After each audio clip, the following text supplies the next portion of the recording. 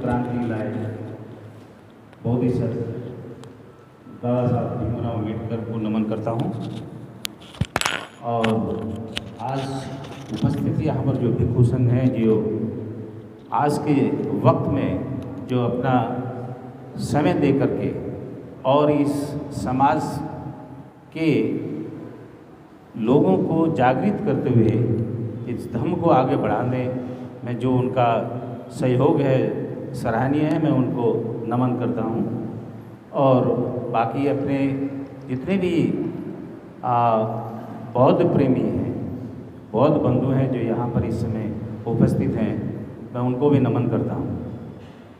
और देखिए, क्योंकि भंते जी यहाँ पर आए हुए हैं, उन्होंने पहले भी हम लोगों को इसके बारे में अवगत कराया और ये हम सभी का दायित्व है, ये सभी की जिम्मेवारी है कि उनके द्वारा किए जा रहे इस वर्क को, इस काम को, बौद्ध धर्म को आगे बढ़ाने वाले काम को हम सब मिलकर के उनका साथ दें और उसमें सहयोग करें। सहयोग में भंते जी ने बताया ही है और हर तरह से उन्होंने समझाया है। और यहाँ नहीं, सिर्फ इस बुलंदशहर डिस्ट्रिक्ट में नहीं बल्कि इस देश के पूरे कोने कोने में जा कर के वो इस चीज़ को आगे बढ़ाने का कार्य कर रहे हैं। और मैं उनको व्हाट्सएप में भी फॉलो कर रहा हूँ, तो मैं देखता हूँ कि जिस ऊर्जा के साथ, जिस तरह से अपना अथक परिश्रम के साथ वो काम कर रहे हैं, अगर हम सब मिलकर के उनका साथ दें, और ये हम सब की जिम्मेवारी है, ये हम सब का काम है। और बाबा साहब का सपना ये तब तक पूरा नहीं हो सकता जब तक एक एक व्यक्ति इससे प्रभावित, इस बुराइयों से प्रभावित एक एक व्यक्ति अगर मान लीजिए इसमें सहयोग नहीं करेगा तो ये कारवां आगे नहीं बढ़ सकता है। तो इसलिए आप लोगों से ये बहुत ही ज़्यादा और सभी से मिलकर के ये हम आपसे अनुरोध करते हैं कि आप खुद अपने भंते जी तो लगी रहे हैं, लेकिन आप इस जगह पर जो उनका अपना जो हमारा रीजनल पार्ट है यानी डिस्ट्रिक्ट बुलंदशहर में हम सब मिलकर के लोगों को कन्विंस कराएं, लोगों की आलोचना नहीं बल्कि उनको प्रोत्साहित करें, उनको एक तरह से एक रचनात्मक रूप से उनको हम समझाएं, तभी ये कारवां आगे बढ़ सकता है। और हमेशा आप ध्यान रखें कि हम कभी भी किसी भी तरह से आलोचना ना करें बल्कि उन लोगों को उसमें प्रोत्साहित करें, उन लोगों को साहस बढ़ाएं, क्योंकि हम जानते हैं कि हमारे समाज में जो व्यवस्था है उसकी वजह से बहुत से लोग हैं जो अपनी भावनाओं को उजागर नहीं कर सकते हैं, उन्हें एक तरह से डर लगता है। तो इसलिए आप सब मिलकर के अगर उनके साथ हैं तो उनके अंदर भी एक उत्साह आता है, उनके अंदर भी एक जोश आता है और उनके अंदर एक भावना पैदा होती है। तो इस सभी इनके शब्दों के साथ मैं आप सभी अनुरोध करता हूं कि इस काम में जो भंते जी ने शुरू किया है और जो कर रहे हैं उसमें सभी मिलकर के ज़्यादा से ज़्यादा सहयोग करें, लोगों को कन्विंस कराएं, लोगों को उत्साहित करें और आगे इस कारवां को बढ़ाएं। और जो अभी प्रोग्राम जो 31 अक्टूबर से 1 नवंबर तक है उसको एक भव्य बनाएं, ये सबसे बड़ा हमारा दायित्व है।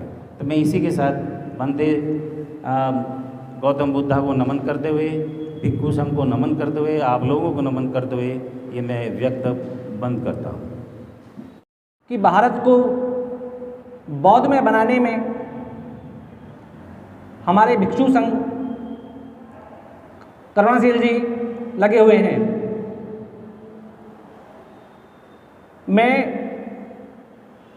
बुलंदशहर की तरफ से उन्हें आश्वस्त करना चाहता हूं कि हम तन मन धन से उनका इसमें सहयोग करेंगे और जो वो अपेक्षा हमसे रखते हैं हम उसे पूरा करेंगे। तथागत गौतम बुद्ध एक समाज सुधारक, महामानव ही नहीं थे बल्कि वो एक वैज्ञानिक थे। जो खोज, जो सर्च उन्होंने आज से 2500 साल पहले कर दिया था, आज के वैज्ञानिक उसको सिद्ध करने में लगे हुए हैं। भगवान बुद्ध ने कहा था कि अकारण कुछ नहीं होता है, प्रकृति समुत्पाद, मतलब प्रकृति समुत्पाद मतलब कारण के पीछे कारण होता है, हर चीज के पीछे कारण होता है। इसको खोज करने में हमारे आइंस्टीन जैसे वैज्ञानिक सफल हुए और उनको नोबेल मिला। सभी बुद्धिजीवी लोग हैं यहाँ पे, सभी जान रहे हैं। अभी कल परसों फिजिक्स में नोबेल की घोषणा हुई है, 3 वैज्ञानिकों को फिजिक्स का नोबेल दिया गया है।